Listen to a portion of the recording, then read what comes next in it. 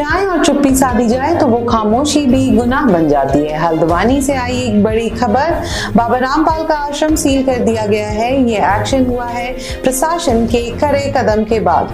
आइए देखते हैं हेडलाइंस बुलेटिन में। हल्द्वानी में बाबा रामपाल का आश्रम सील, भारी पुलिस और पैरामिलिट्री फोर्स की तैनाती, अथॉरिटी के आदेश पर छापी कार्रवाई, आवास के नक्शे पर व्यवसायिक निर्माण का आरोप, हिंदुत्व संगठनों की शिकायत के बाद बड़ा विवाद, जन सुरक्षा को देखते हुए बिल्डिंग को किया गया सील। बाबा रामपाल के हल्द्वानी स्थित आश्रम पर लोक निर्माण अधिकारियों ने की कार्रवाई। कहा जा रहा है ये आश्रम रेसिडेंशियल मैप के नाम पर पास हुआ था, लेकिन अंदर चल रहा था व्यवसायिक प्रवर्तन, जिसका खुलासा हिंदूवादी संगठनों की शिकायत के बाद हुआ। हल्द्वानी के दहरिया क्षेत्र में स्थित इस आश्रम को लेकर कई दिनों से तनाव बना हुआ था। सिक्योरिटी को देखते हुए पुलिस और पैरामिलिट्री की तैनाती की गई ताकि कोई अव्यवस्था ना हो।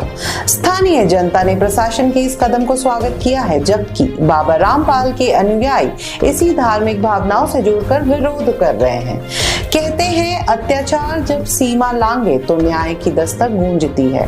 हल्द्वानी में हुआ सील का ये फैसला बस एक इमारत का नहीं, एक संदेश है कि कानून सब पर बराबर है। जहां व्यवस्था से खिलवाड़ होगा वहां व्यवस्था दंड भी देगी। बाबा रामपाल का आश्रम सील हुआ, लेकिन प्रश्न ये है, क्या सिर्फ नक्शा गलत था या नीयत भी?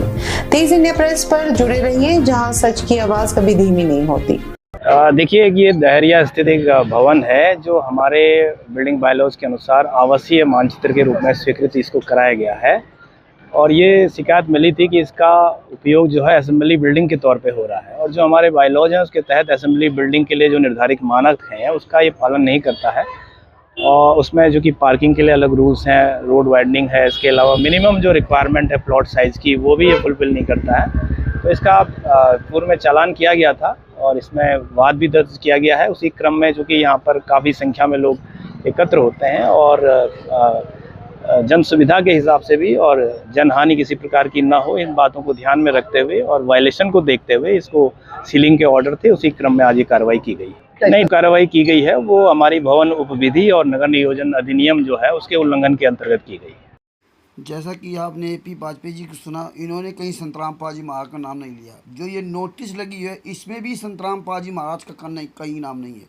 इसमें मुनिंदर धर्मार्थ ट्रस्ट का देशराज का नाम है, लेकिन मीडिया वालों ने देशराज का नाम नहीं लिया, जबकि ये मुनिंदर धर्मार्थ ट्रस्ट फर्जी है। ये भी आप डेट देख लो। और ये देखिए, सबसे पहले 29/4/2025 के फर्जी ये प्रेस नोट दिया था, और वो उस समय आया था चांद राठी। उस समय ये देशराज और मुनिंदर धर्मार्थ ट्रस्ट का वो नहीं था, उसमें भक्ति मुक्ति ट्रस्ट लिखा हुआ था। मतलब फर्जी नोटिस दिया था 29/4/2025 को हल्द्वानी में। यही city magistrate AP Vajpayee ji को फर्जी नोटिस दिया था। और ये सब कुछ देखने के बाद भी ये मीडिया ने पूरी दुनिया के सामने संत रामपाल जी महाराज को बदनाम कर दिया। संत रामपाल जी महाराज का आश्रम सील, संत रामपाल जी महाराज का आश्रम सील। ये मीडिया वालों घर के सामने हम अपनी फ़ोटो लगा दें और फिर कह दें ये हमारा घर है।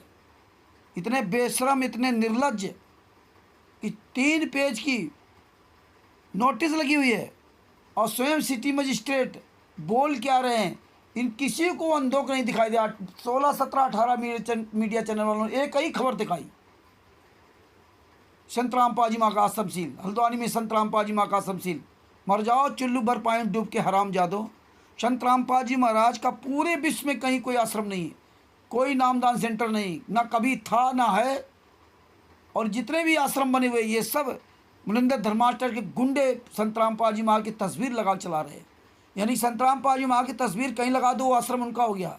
इसी तरह फर्जी पुस्तकें पूरे भारत में बेची जा रही, पूरे विश्व में। यानी संत रामपाल जी तस्वीर लगा दो, फोटो लगा दो, नाम लिख दो, संत रामपाल जी पुस्तक हो गई। धिक्कार 21वीं सदी का ये भारत, जो ऐसे मीडिया चैनल वालों को जवाब नहीं देता है। ऐसे जो गुंडे जगह जगह पनप रहे हैं, जगह जगह फर्जी आश्रम चला रहे हैं। यही देशराज उत्तर प्रदेश की जिला शामली में बैतखेड़ी गांव में, वहाँ ये फर्जी आश्रम चला रहा है, सतलोक आश्रम, बहुत बड़ा सतलोक आश्रम चला रहा है मुनिंदर धर्मार्थ ट्रस्ट के नाम से। नाम दीक्षा देते हैं कबीर परमेश्वर भक्ति ट्रस्ट नाम से। प्रेस नोट किसी को देना होता है, ज्ञापन देना होता है तो भक्ति मुक्ति ट्रस्ट लिख देते हैं। इस तरह खुलेआम फर्जी वाला चला रहा है। चैनल वालों को फ़ोन कर सवाल करो